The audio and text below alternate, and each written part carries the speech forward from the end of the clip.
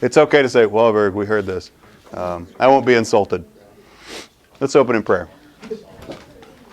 If you'll join me, let's begin in the name of the Father, and the Son, and the Holy Spirit. Amen. Take, Lord, and receive all my liberty, my memory, my understanding, and my entire will.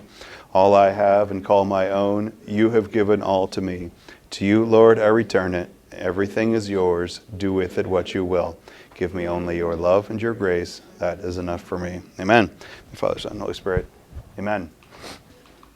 We have two little old objectives today. By the end of class today, you should be able to do these two things. You should be able to identify the events and ideological conflicts that prompted the Cold War.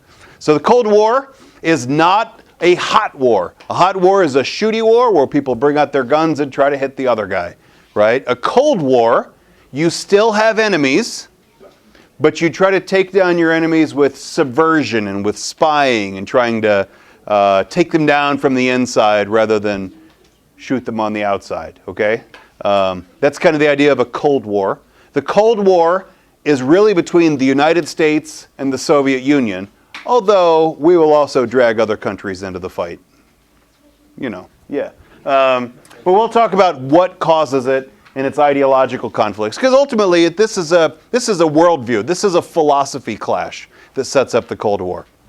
And then second, you should be able to explain the major initiative of Truman's domestic policies. We're going to focus on Truman as he sees the rest of the world in the Cold War, but also how he's approaching issues in the United States. Let's begin in Roman numeral number 1. Okay, who's this guy on the left? Stalin. Is Stalin our friend or not? It's frenemies. Okay, I think we can say that Stalin during World War II was our ally, but there's a difference between an ally and a friendship. An alliance is built for a common goal, but it doesn't mean that we ever got along very well. In fact, it was a pretty uneasy relationship. We didn't really trust Stalin even while we were allies with him. And partly it's because, there was a time that he'd made a pact with Hitler. And we're like, maybe Stalin will just make a pact with anybody. And so he only changed sides because he shouldn't make deals with Hitler. He's not a reliable person that way. But if Hitler never invaded the Soviet Union, they might still be allies. The story of the war might have gone very differently if Hitler hadn't turned and attacked on the Soviet Union. The Soviet Union didn't trust the United States. Stalin resented America and, to a lesser extent, Great Britain, but still resented, thinking that it took them, when we finally declared war, it took us a long time to actually attack the Nazis in Germany. We spent a lot of time coming up through Africa, fighting up the peninsula of Italy, and Stalin felt like the Allies were letting the Soviets take the lumps. As if it's your job to go wear down the Germans by getting your people killed. Stalin really felt like the Allies didn't come to his aid fast enough and let him take the lumps. Stalin was also a little peeved that we didn't tell him about the atomic bomb. They're like, hey, Allies, military weapon, same team, bro. You've got a weapon that can destroy everything and you didn't even tell me about it. This one to me is less defensible. We didn't even tell Truman about it until he was president. The vice president doesn't know that he can destroy humanity until he gets the keys to the White House. And take it out for a spin. But it's an uneasy relationship. There's also strong ideological differences between the two countries. Yes, Harry. I might be getting a little bit ahead of what we're talking about. But, yeah? Could that be one of the reasons? Did he fully know what the atomic bomb could do before he... Truman? Yeah. No, I don't think anybody fully knew how destructive it would be. Have they tested it before? It had. They'd done the one test in Alamogordo in the desert. It was the first time that it had been used in those conditions. But yeah, they had a pretty good idea what was going to happen. Okay, so communism and capitalism are really pretty much opposites of each other. In capitalism, everybody can go and If you want to open a business, you can open a business. You want to go make it rich? Go make it rich. If you want to squander all your money and go be poor, that's also up there. You can move any direction up the socioeconomic ladder or down it, right? That's the idea of capitalism. It's really kind of broad freedom to make your way in your future. Communism says the problem with capitalism is that too many people end up losing everything at the power in the hands of rich capitalists who end up not using their wealth to benefit everybody. You basically end up squashing poor people, and that's not good either. So communism uses a model where the government owns all of the means of production. I think we had talked earlier about like Stalin would collectivize the farms. He took farms away from people and rolled them all together into one, government-owned farm. It wasn't just farming. He did it for the factories, for all of the means of production. All of that stuff becomes government control. And these two ideologies really don't see eye to eye. There's really no middle ground in them. You either have the government controlling all of the production or people controlling all of the production. They're very incompatible. They seem as enemies to each other philosophically. Subpoint B. It seems all but inevitable that the two major powers to emerge from World War II would come into conflict. Americans viewed the Soviets' installation of communist governments in Eastern Europe nations as oppressive. The Soviets, so the Allies looking like, so really, you just took over Poland and you're going to make it a communist country. It's not cool, man.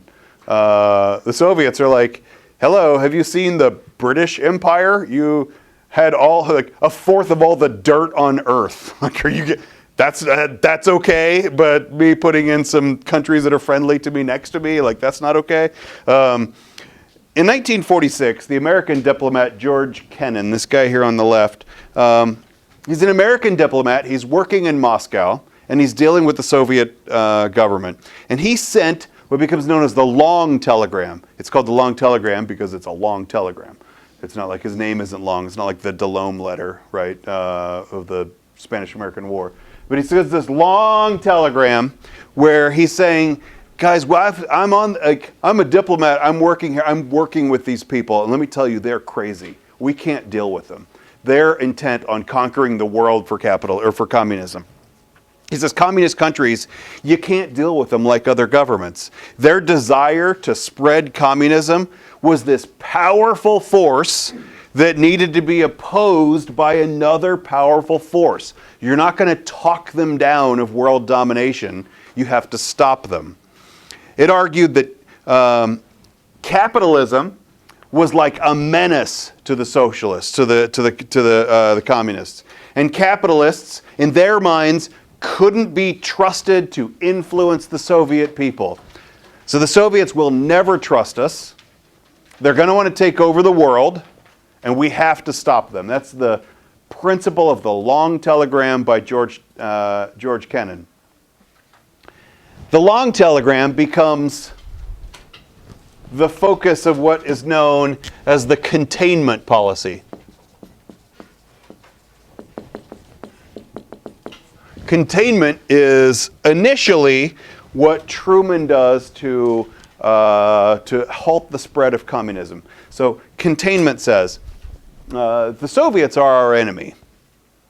We could go attack the Soviets. And we might even be able to beat them.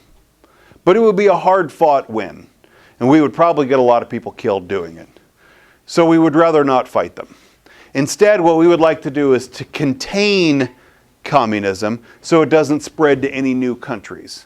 So countries that might become communist, let's prevent it from getting to that point. That's the idea of containment. It also means that, most of American history is fairly isolationist. Most of American history, we look at the problems of the rest of the world and you're like, man, that sucks, bro, but it's not my problem. I'm sorry, you're going to have to fix this problem on your own. Most of American history is pretty isolationist. Containment means that we are always going to be involved in somebody else's business because we're always going to be worried about where communism will strike next. Yes? What's the difference between communism and socialism? Well, it's kind of a fine point. In socialism, okay, so Communism, the government's running everything, and it's usually operated by more or less a dictator who's calling all the shots. Socialism will usually involve like kind of a mix of public and privately owned stuff. It's not usually run by a dictator. In like Karl Marx's view, he says eventually socialism is the goal where everything just runs for the benefit of the people, but there's a phase of it that's communist where the government runs everything. For the purpose of our class, it's not an important distinction. In political science classes, it's probably a finer point to put on. Yes? What's fascism? Fascism is like Mussolini, where there are companies around, but they operate at the direction of the dictator. So like companies like whatever, Fiat can still keep making cars and still like own Fiat, but you'll make whatever the government tells you to do. Well, because if communism, the government would own Fiat. Yeah, yeah. So one of the causes of the Cold War was that Stalin felt that the U.S. was Stalin. So the long telegram becomes the basis of the containment policy. In March of 1945, the British Prime Minister Winston Churchill delivered a speech in Fulton, Missouri, actually of all places. It's a suburb of St. Louis. And he's hanging out there his time in government is over. He got voted out of office, and he's just sort of like an out-of-work politician giving speeches. Churchill gave great speeches. He was a big draw. If you could get Churchill to come speak at your event, like that was worth it. And while he's in Fulton, Missouri, he gives this speech where he says, "An iron curtain has descended on Europe, separating the democratic West from the communist East." That iron curtain, that separation between the two of them. And it was like there are two opposite views of the world, and they don't see each other. They can't see each other. Communism and capitalism are so opposed that they just can't make sense. It's like a curtain, but an iron curtain. Truman soon decided to put this policy of containment to practice. And it happens in two countries kind of at the same time, in Turkey and in Greece. Now, both of these countries, after World War II, for a variety of reasons, were an economic mess. Part of it is Turkey is not an old country. Turkey was created after World War I. Their economy was just not a very mature economy when it gets into World War II. Like when World War II hits Europe and Asia, Turkey wasn't in a good spot. Greece, I don't know. Greece seems like it's always an economic mess. It seems like the Greeks never figure out their economy. And those two countries were in kind of a pickle. Their economies were wrecked. Their governments were deeply in debt, and it didn't look like they had a way out.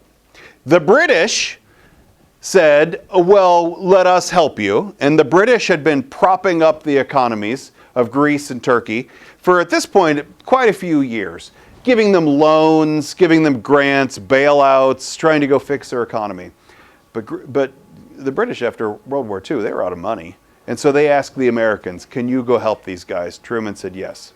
Truman said yes because he knew that if the countries continued to languish, then eventually people are going to say, this government can't fix this problem. The government can't figure out how to get me a job. The government's making all the economies worse. We need to abandon this democratic government and go switch to communism. Truman is worried that a wrecked economy is a fertile ground for the Soviets to go expand their ideology, but we have a containment policy. We can't do that. So we end up bailing out Turkey and Greece and making some arrangements like we say, okay, Turkey, how about we give you a bunch of money and you let us build a military base in Turkey. Like, cool, like we'll just get a rent payment, right, for a really long time. We're going to take some big freaking missiles over there. Is that cool? And Turkey's like, it comes with cash? Yes, that's fine. So like a lot of those kinds of things. It becomes known eventually as the Truman Doctrine, that we were going to keep communism from spreading and engage it where we can. Yeah? So if we were arming Turkey with like missiles and a military base, yes. how does that not like seem like a threat to the USSR? Okay, so it is. And we'll talk about that when we get to Kennedy. But we weren't arming Turkey. It was an American military base just in Turkey. It wasn't like we were just like supplying them. We were arming ourselves. In Turkey. in Turkey, which seems actually more threatening. Yeah, what'd you say? No, not at this point. I don't know that detail. I know Poland's pretty solidly communist in this era, and they're not letting us in. I don't know that we may be. I don't know that detail. Subpoint C. 2 years after the war was over, much of Europe laid in ruins. Food shortages, inflation, economic chaos. It was all made worse by an unusually cold winter in 1946. The poverty and destruction of post-war Europe made it fertile ground for the spread of communism, and the United States said, oh boy, we can't let these countries languish. We have to go bail them out, otherwise communism is going to spread. Secretary of State George Marshall comes up with this idea. Today we know it as the Marshall Plan, but it's officially known the European Recovery Act, where we would send billions of dollars to help aid recovery in Europe. And the food, and it's kind of like what Hoover did after World War I, but Hoover did it all as like charity and voluntary donations. Marshall's going to use the power of the government to go do it. It's a big scale operation.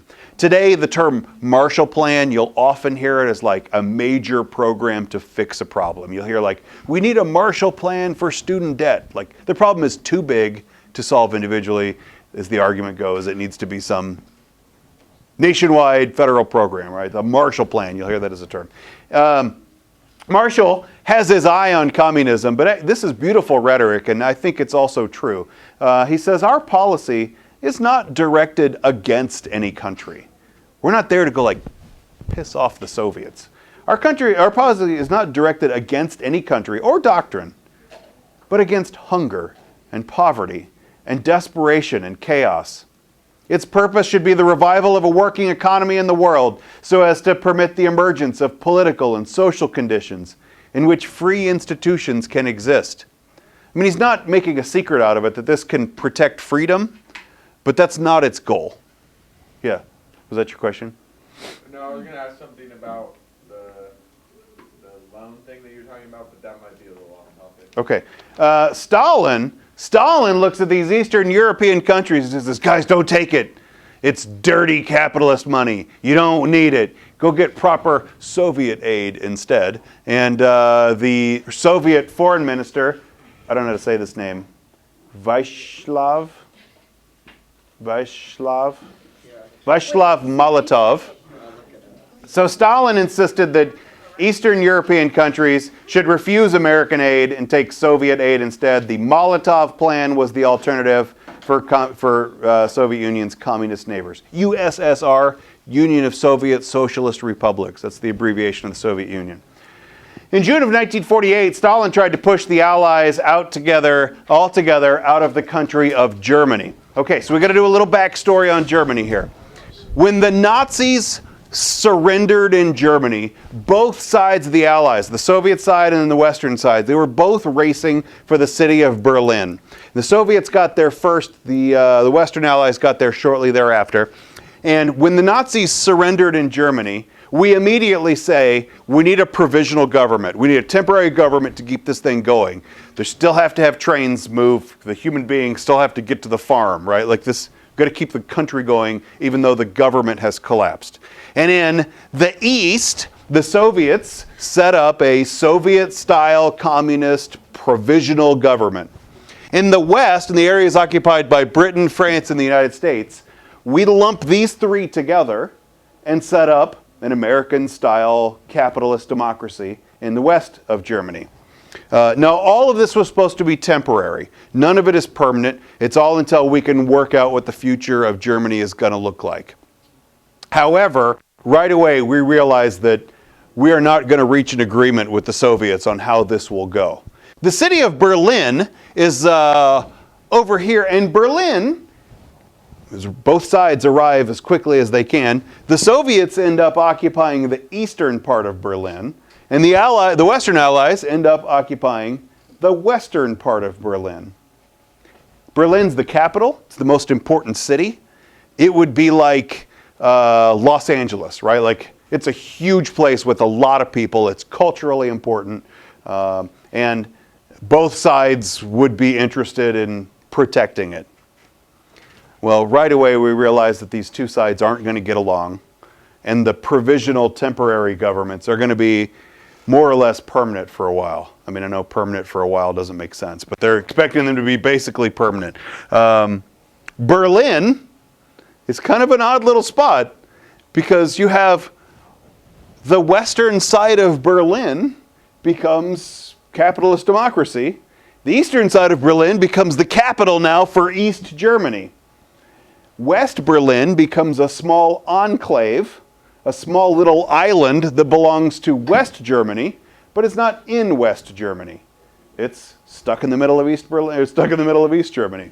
So it's worthwhile to remember that this little blue speck actually belongs to the big blue blob. Okay, but also that means that West Germany is kind of trapped. And Stalin decides that it will forever be an embarrassment to have one little smack of capitalism in the middle of the communist East Germany. So he's got to go take it over. And he wants to take it over without picking a fight with the Americans. So he can't just like send in troops and go chase out the Americans. But he's gonna take a different approach. There was no agreement for how the roads and the rail lines would reach Germany, but there are roads and rail, Autobahn, right? Like it's all connected up there. And Stalin decides that the best approach is to just cut off their connection to the rest of the world. We're just going to go put a blockade on the roads. Let's just stop the trains from reaching it. Yes, it might mean that West Berlin will fall into famine. There's not much farmland there anyway, but that also means that West Berlin might fall into hunger, as no food comes in and out of the city as well. Stalin's kind of okay with this. Stalin also, for a while, decided to starve the entire country of Ukraine and just like kill all of the Ukrainians. Half a city? Bah! Like it's no big deal at all. So the Americans are like, oh, well that's a bad deal.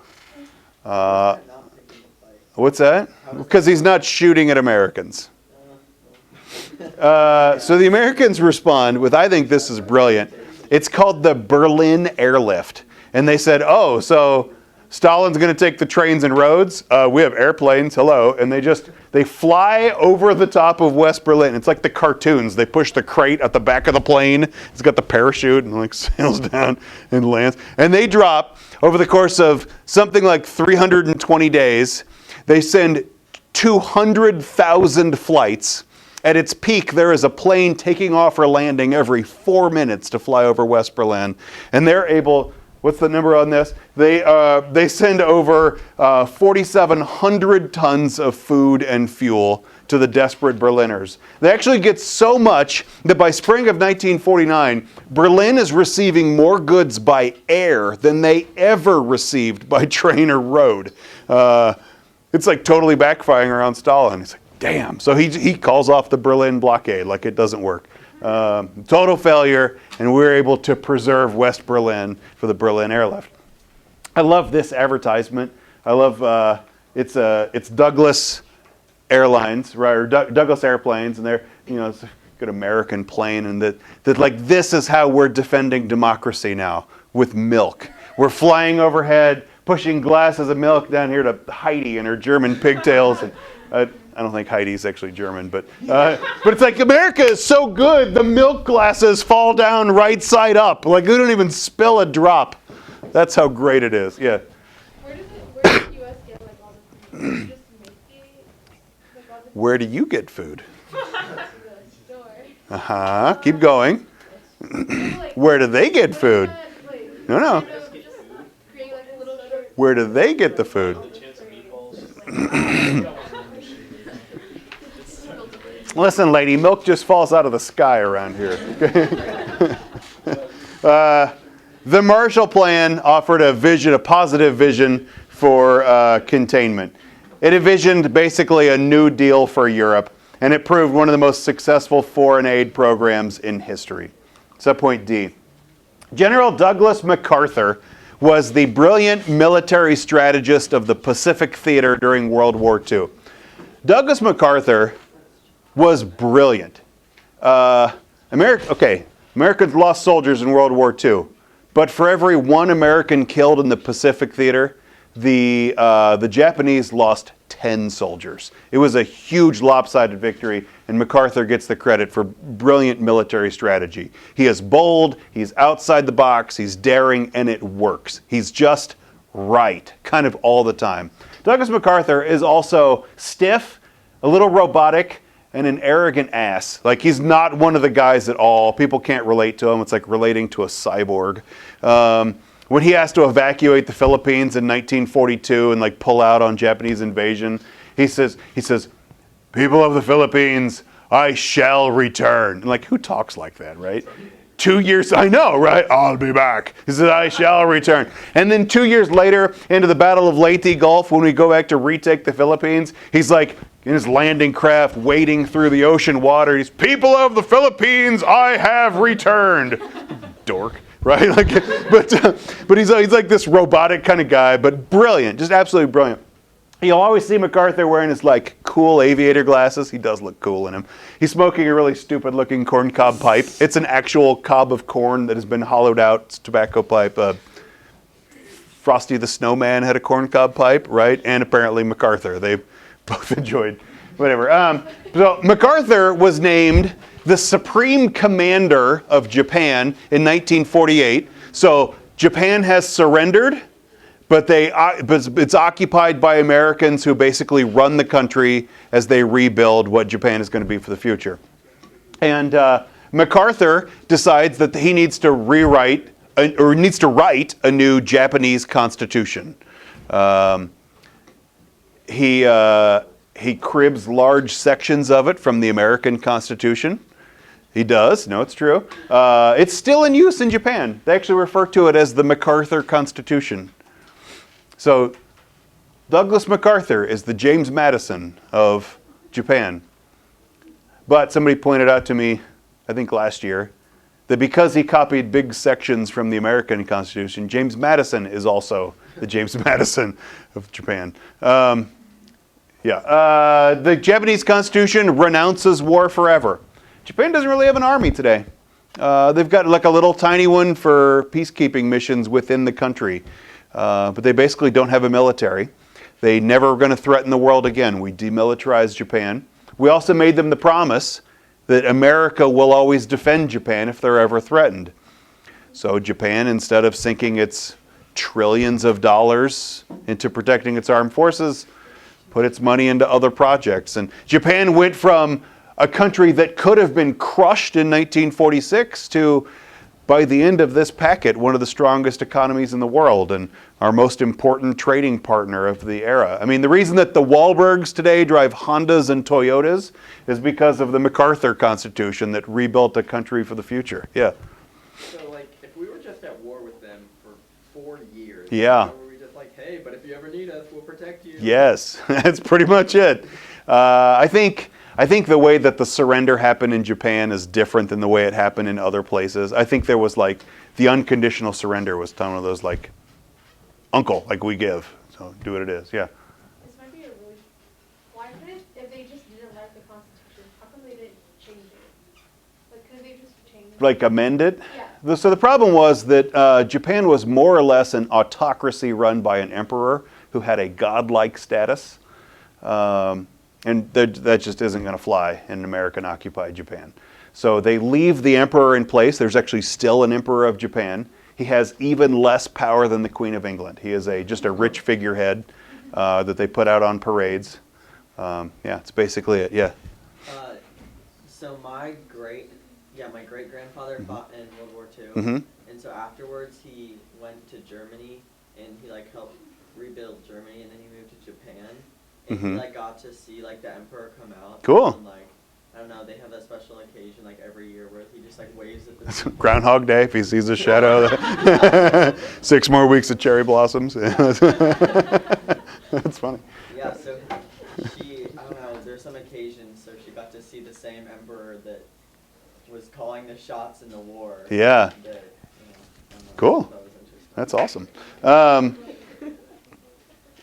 Let's see. Subpoint E. In 1949, the United States, Canada, and 9 of our buddies in Western Europe formed a peacetime alliance called NATO. NATO, the North Atlantic Treaty Organization. It's significant for a couple of reasons. I think the most interesting one is it's a military alliance that we joined during peacetime.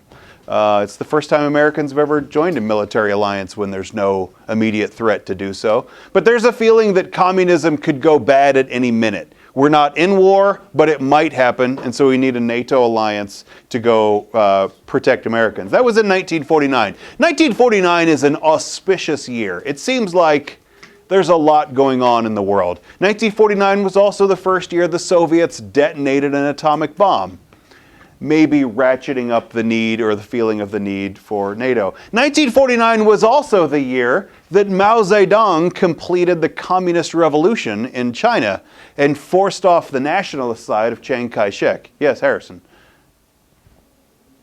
Is he different than the other guy, Mao Zedong? Same guy. They don't use English letters, so we just kind of approximate the sound.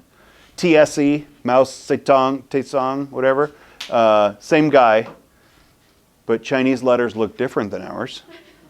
And if you're trying to take those words and put them into an English alphabet, you just sort of approximate the sound. There's various spellings. So he's the same guy? Same guy. That's your borough. So when we see it the other way, they're just interpreting it a different way? It's just different spelling. Yeah. Okay. Yeah, that's not uncommon. Like, this is extra topical here, but like Muhammad, the Muslim prophet, there's about 8 ways to spell Muhammad, because none of them, it's not an English name. It's a different alphabet. You just sort of approximate the sound. So, same thing. China had, at this point, for 20 years, off and on, been in a civil war between two sides. The nationalists, led by Chiang Kai-shek, which is more or less kind of a capitalist-style version, and then the communists led by Mao Zedong. For about 20 years this goes on. And Americans tended to support Chiang Kai-shek for a couple of reasons. One, he valiantly fought against the Japanese during World War II, and so we saw it as a same team kind of moment. The other thing is he's not communist, and we like that a lot. Now, people that were familiar with Chiang Kai-shek also knows that he's a leaky boat. Yes, he's the leader of the nationalists, but he's kind of a bad leader. And his leadership was rife with corruption, just had times that are like, dude, you are way incompetent as a leader. Like, they're on the brink of famine. Chiang Kai-shek puts in a rice tax. They're like, we can't afford rice anyway. Why are you raising the tax on rice? People in the cities saw a 10,000% increase in the price of rice. And that's like all of the calories of China. Like, they just made it 10,000 times more expensive to be alive in China. Everybody's like, Chiang Kai-shek, really? Like that's your move? I know you're not communist, but dude. Anyway, we tried to keep the nationalists going as long as we could. In 1949, Mao Zedong pushes the nationalists entirely out of the country. Chiang Kai-shek and his nationalists flee to the island of Taiwan, which, if we're up on the blue map, is that little speck right there. It's actually bigger than the speck shows. Taiwan exists. Today, its official name is the Republic of China. Today, Taiwan says that they are the rightful government of China. They've just been ousted and are temporarily sheltering on Taiwan. But one day, they're going to take back the country. So they call themselves the Republic of China and claim to be the rightful rulers of it. China is the People's Republic of China. Very similar names. And it's run, Mao's good and dead by now, but it's a communist country. And they look at Taiwan and they say, Taiwan is rightfully ours. They're just a rebel province. And one day we're going to put them back into the fold and retake control of Taiwan. Outsiders look at this and like, dude, you got two different countries here. Like, you are not the same. You have different leaders. You make your own currency. Yes, you speak Chinese. At this point, Taiwan is like even separated almost dialectically from the rest of mainland China. The rest of the world looks at this like, you are not the same country. You are two different countries. The United States, though, since the United States refused to acknowledge Mao Zedong as the rightful ruler of China. In 1949, we refused to do that. And the main reason is, is because that would have to admit that we let communism spread to a whole new country. And we can't do that because the containment policy promises to stop its spread. So we'll say like, well, it looks like they're winning the Civil War right now, but totally Taiwan. That's China. We actually keep that policy up from 1949 until this poster behind Cohen back here in 1972 when Nixon meets with Mao and comes up with what he calls the One China policy, where we say, all right, yeah, China's a legit government. Taiwan's totally yours. Like, we just agree to participate in Chinese self-deception. They're like, yeah, Taiwan, not a country, totally not a country. Yeah. Oh, sorry, put that up there. When Richard Nixon negotiated normalized, peaceful relations in 1972. Okay, by the way, in 1955, the Soviets come up with their counterbalance to NATO called the Warsaw Pact. The Warsaw Pact is the Soviet Union and its satellite nations that all make their military alliance. They're all communist countries that are ready to go fight NATO. We'll talk more about this next class. Subpoint F, yes. Subpoint F. Let's talk about Korea. Korean history is a little complicated, but we'll kind of boil it down to a few signposts, a few moments. Korea was its own country, more or less sleepily run by the Koreans under the influence of China until 1910. In 1910, the Japanese take over Korea, because I think we've said this before, the whole story of Japanese history is they need resources. The islands aren't very rich. They're always looking for more resources. They take over the Korean Peninsula in 1910. This was part of what would later tip off the Russo-Japanese War that got them into the fight with Russia that had to be settled by Teddy Roosevelt, the Treaty of Portsmouth. It's the negotiation that got Teddy Roosevelt the Nobel Prize, became the first sitting president to get a Nobel Prize. Teddy Roosevelt, who loved war, got the Nobel Peace Prize. So Japan had occupied Korea, basically owned it since 1910.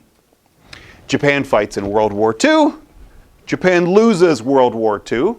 And Japanese troops surrender in Korea. Now stop me if you've heard this one. In the north, they surrender to Soviet troops. And the Soviets set up a provisional government, a temporary government, in Soviet-style communism. In the south, Japanese troops surrendered to Americans, where we set up a temporary government in American-style capitalism. If this sounds like the Germany story, it sounds pretty similar to me too. More or less, the dividing line was the 38th degree north latitude, or what we call the 38th parallel. More or less, that's kind of the line what the two countries would become. In the south, we set up a capital in Seoul, sort of the traditional capital of Korea. In the north, they make the new city of Pyongyang and make that the capital of North Korea. So basically, once we get this set, we leave. Americans left 500 soldiers in South Korea and went home. They're like, all right, guys, you got this, right? And peace out. And we basically left Korea. And the Soviets look at that, they're like, hey, nobody's watching the store. Let's make one country out of this. And so the Soviets encouraged the North Koreans, basically armed the North Koreans to go invade on the south, to go capture the southern part of the peninsula. The Americans, the Western Allies, the UN all swoop back into South Korea and try to push them up back to the 38th parallel. There's a moment where Americans made up 90% of the troops, so I'm just going to talk about it as Americans. There was also 10% from other countries. But basically, at one point, the Americans were like backed into this corner down here in the southwest corner of South Korea as the communists had taken over most of the peninsula. And then Macarthur gets back involved. And Macarthur does everything brilliant like Macarthur does, these daring outside the box, nobody sees it coming move. He sends a risky midnight invasion where they sail clear out into the bay and then come up north of the communist advances, and they trap the communists in the south and try to hit them from both sides to go squeeze out the communists. They eventually end up pushing them all the way back up to the river, about push them out of North Korea altogether into China. At that point, the Chinese get involved, and they send 300,000 troops, and just by like sheer force of manpower, they push the Americans back again south, and they end up more or less back at the 38th degree parallel. At this point, there's been about 2 years of fighting that's ultimately a stalemate.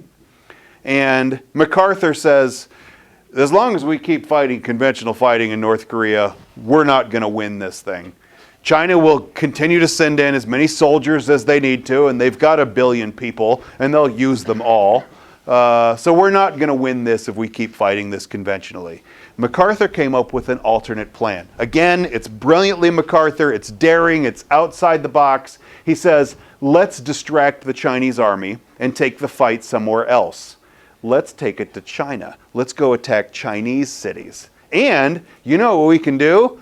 We have an atomic bomb, and the Chinese don't. So what if we light up a couple of these babies and go take them over and fly them over Chinese cities and nuke them from the skies? They'll never see it coming. Like, we'll get them, right? I mean, this is like MacArthur. And everybody's like, I don't know about that. Nuclear war seems like the wrong move here. Truman says, no, we're not going to drop any atomic bombs on China. I'm not going to go pick World War III against the largest nation on earth. By just sheer force of numbers, they will keep fighting to the last man. And yes, we can hold them off with atomic bombs for a while, but this is just not a fight we're going to do, MacArthur. No, the answer is no. MacArthur is not used to being told no. This just doesn't come up with him very much. He's used to being right. MacArthur, we've met MacArthur before. We met MacArthur in the first part of period 7 during the Harding administration. No, Hoover administration. When did we meet him before? No. We met him on American soil. Was he the general that was told no? Keep going. But Yes. Who did he fight? He was the guy that No. The bonus army, right. All of those World War I veterans who were seeking their early bonus and had camped out on the grounds of the Capitol. And Hoover's like, hey, move these guys out of here, MacArthur. And MacArthur's like, sweet. He brings in like tanks and tear gas and like, it's a MacArthur move. Like, let's go extra, right? Like, that's it. So we know that MacArthur will overplay his hand. And after being told no by Truman, MacArthur overplays his hand. He says, I'm going to go over Truman's head on this one. And he starts writing letters to the newspapers. He's making media appearances saying like, no, we have to go get the Chinese. They're the enemy. We need to destroy them at home. We can crush them there. We can end Korea now. If Truman's such a sissy, we can go do it. And Americans are like, yeah, we should do that. And then he starts going to like congressmen. By this point, Truman is Democratic president. He's got a Republican Congress. Politics had changed during the Truman era. And MacArthur's also a Republican, so he starts calling up Republican congressmen. Hey, turn up the fire on Truman. Let's go get this thing. We're wasting men and money losing in Korea. Let's get this thing up a level, push him up. And Truman's like, oh, MacArthur. I'm the commander-in-chief. I have the constitutional power. There's no going over my head. I am the top. And if you go over my head, then you have stepped outside of the chain of command. Truman fired him for insubordination and sent off an American hero, a brilliant commander. The James Madison of Japan fires him for insubordination. And MacArthur's like, oh, okay. And he goes home, and he returns back to the United States. But MacArthur returns back as a hero. The Americans loved this guy. He's the hero of World War II. He gets a ticker tape parade in New York City. Congress invites him to come and address the second branch of government. How would you like to come speak to Congress, MacArthur? And he says, yes, I would. And he makes this speech, and he gives this famous line. He says, old generals never die. They just fade away. And everybody claps. And like, oh, that's so deep. I don't get it. I don't know what he's saying, but they just fade away. Man, what a guy. Like, they just love this guy. Over time, that would change. Over time, American opinion would switch, and they'd say, you know, Truman was probably right. World War III would have been a bad move there. And over time, MacArthur does kind of fade away. American opinion went from 70% in support of MacArthur. Americans don't agree on 70% of anything. But you go from 70% in support of MacArthur to within a couple of years saying, no, Truman was absolutely right. MacArthur was way over his shoes on that one. And he did just fade away. By the time that MacArthur died in 1967, most Americans considered him a different generation's hero, but no longer relevant in the world. He was kind of forgotten and did sort of fade away. By the way, the Korean War ended in an armistice in 1953, where both sides agreed to stop shooting at each other. They never did reach a peace treaty, so technically, on paper, the Korean War is still going on. Both sides are at war. They occasionally kind of erupt into a couple of skirmishes, but hasn't erupted again since the Korean War. But on paper, it still exists. They have two sides, more or less on opposite side of the 38th parallel, holding machine guns, angrily staring down the other side, just like daring them to cross the line, cross it, do it, right? Turns out the only people that want to cross the line are North Korean peasants who want to escape. Yeah, all right. Roman numeral number 2. Let's talk about the cultural Cold War. Oh my goodness, every freaking time. Cultural Cold War. National security agencies encouraged Hollywood to fight the Cold War in American hearts by making anti-communist movies. To make Americans like, let's not talk about the bad stuff about American history. There's this feeling that America should be a little bit like Instagram. Let's just put our best sides forward, right? And so we stopped kind of making big discussions of Indian removal or slavery. It's not like we're pretending it doesn't happen. Let's just not talk about that part, right? The Soviet Union is by far is culturally superior to the United States. The Russians have ballets and great classical composers, and they carry the weight of Europe behind them. America is producing. Well, in this era, we've got like the Lone Ranger. Hi-ho, Silver, right? Like it's not anywhere on the level.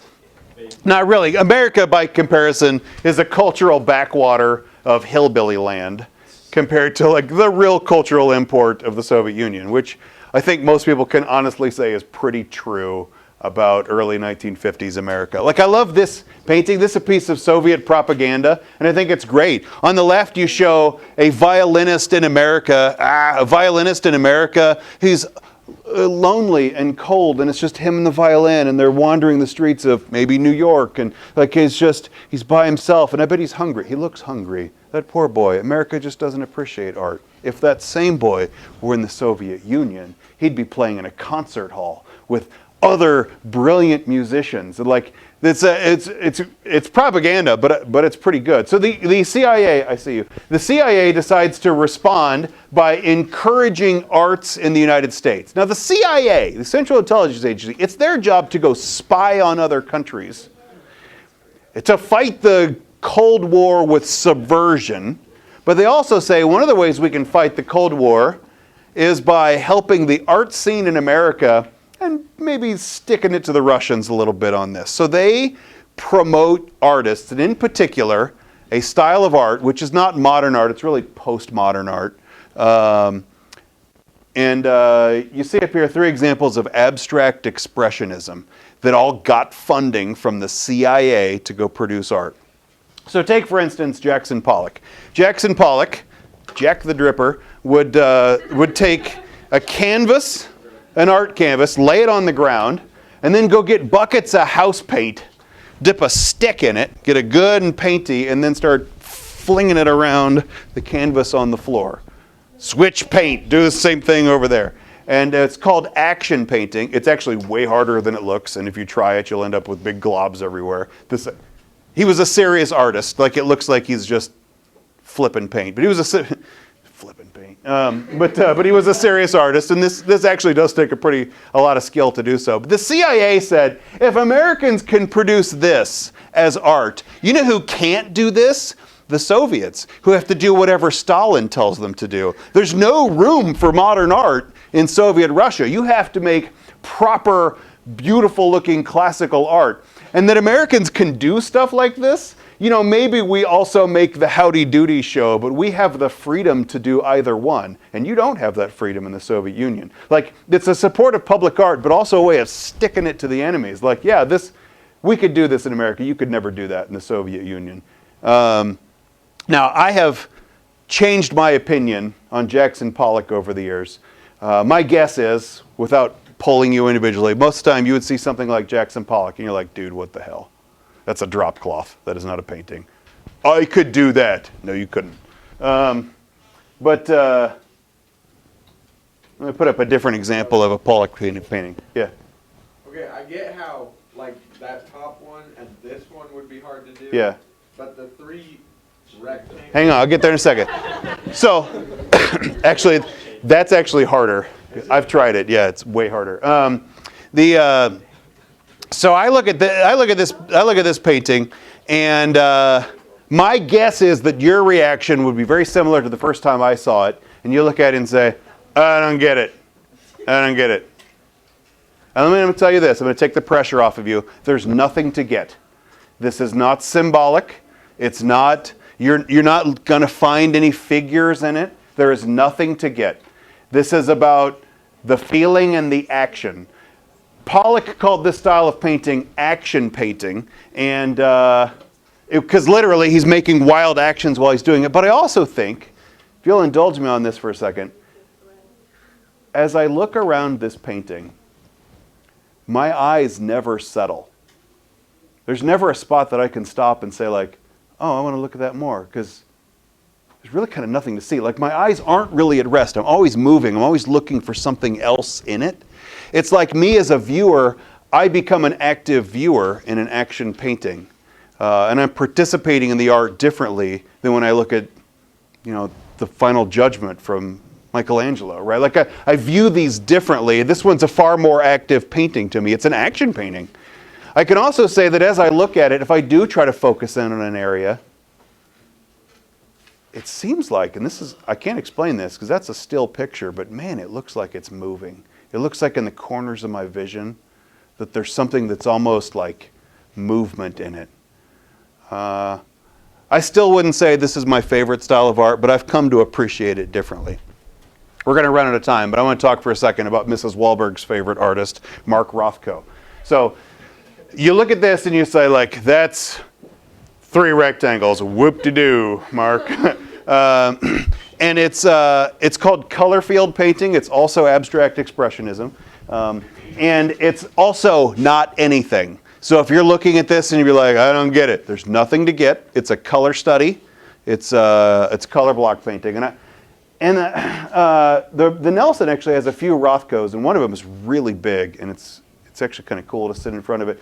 The projector isn't going to replicate this the same way, but when you see the actual pieces, they do have a sort of almost like breathing quality to them. You really sit, if you can calm your mind while you sit in front of it and just relax and see the picture, it does have like a sense of breath that you're not going to get on a projector screen. So I'm sorry, it's not going to replicate it the same way. But if you see the real thing, I used to have an imitation Rothko in here.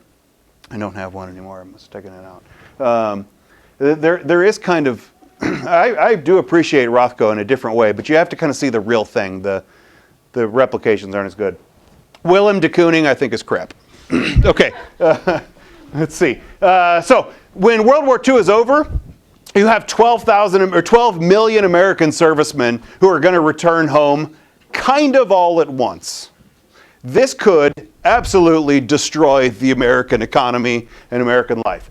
We've talked about this before. The years after war can be pretty awful to a country, and we have to prepare for 12 million people to come home, more or less all at the same time. And they're going to go reintroduce themselves to families they haven't seen in years. Their kids are older. Their kids have changed. Their families have changed. They're going to go try to retake their jobs, but their jobs have changed. Other people are working them, and the economy isn't going to be doing the same thing as it was before. I mean, it was a Great Depression before the war, but like it's not going to just swoop back in and everything is sunshine and roses. A lot of those marriages right before the war were kind of hasty arranged marriages, and families started right away. The divorce rate after World War II flat doubled. When World War II ends, you see the divorce rate, that's the marriage rate, the divorce rate almost mirrors it, just flat doubles for a peak. That people come home from war carrying post-traumatic stress disorder in an era before it could be diagnosed or treated, carrying it home to fragile families they haven't seen in a long, long time.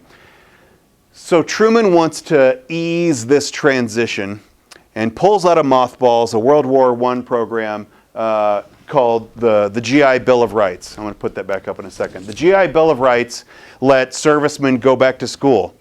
And they did a lot. Like, go to college. Go get your college paid for.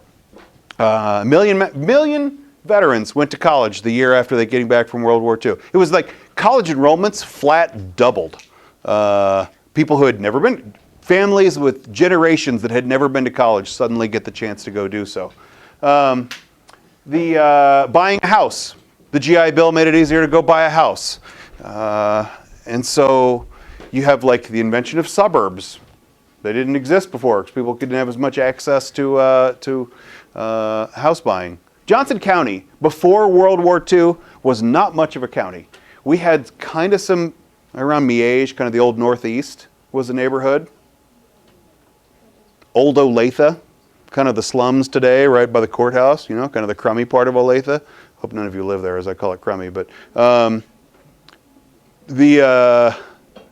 and there wasn't much else. A lot of corn. There's not much in Johnson County. Johnson County is a World War II creation out of something like the GI Bill. Truman tried to expand some New Deal protections, things like expanding Social Security, increasing the minimum wage. Truman called it his fair deal. Congress didn't fly for most of this stuff. Congress had turned Republican and was wanting to put the screws on to Truman.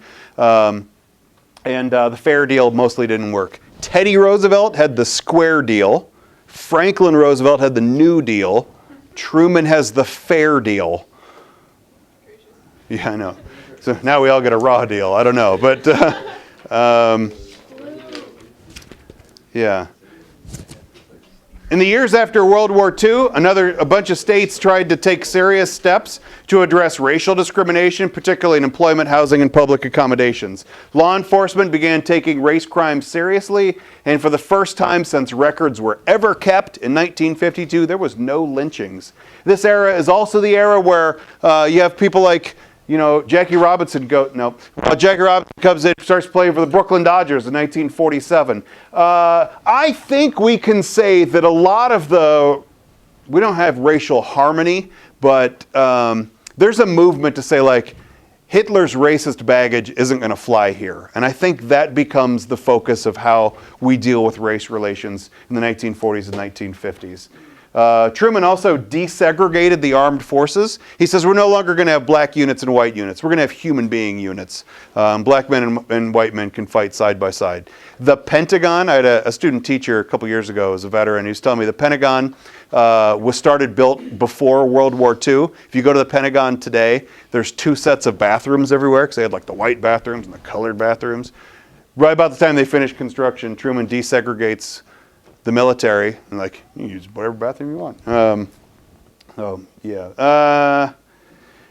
1948 is an election year, and Truman is up for not re-election, but election. He became president in 1945. When Roosevelt died in 1948, he's facing his election. The political landscape has changed, and the Democratic Party is no longer the solid blue dog Democrats of the New Deal era. They're starting to break up.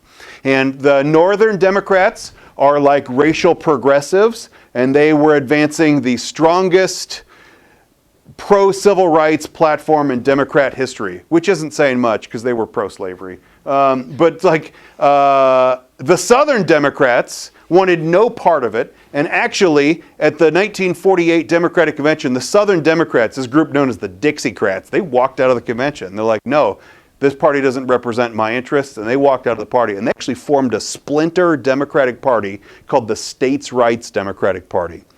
Then the Democratic Party split again into the progressive wing of the Democratic Party. And then the only party that's like holding it together are the Republicans. When we have seen this before, that parties fracture, usually the one that doesn't fracture walks out ahead, and that's kind of what people expected. Strom Thurmond, South Carolina governor, named the head of the States' Rights Democrats. He's a segregationist. Henry Wallace is the progressive Democrats of the North and the West. Harry Truman is like full-flavor Democrat, right? Just like classic blue can Democrat. And then Thomas Dewey is the Republican nominee. He is a middle-of-the-road, boring, white bread Republican who's a moderate on kind of everything. And everybody expected Dewey to win this thing. Pollsters looked at it and they said, Democratic Party's a mess and Dewey's going to win this pretty easily. Polling, though, wasn't very well developed. They'd be like, hey, go buy the blue bag of corn if you're going to vote Democrat, and the red one if you're going to vote. Like, it wasn't a very good system. And pollsters actually stopped taking polling data weeks before the election. In 1948, Dewey did not defeat Truman. Despite the claims of the Chicago Daily Tribune, Truman won this election and kind of caught everybody off guard. Strom Thurmond picked up 39 electoral votes, Henry Wallace a goose egg, and then Harry Truman bests Thomas Dewey in the 48 election. Is that Truman holding the paper? That is Truman holding the paper, kind of like, ha ha,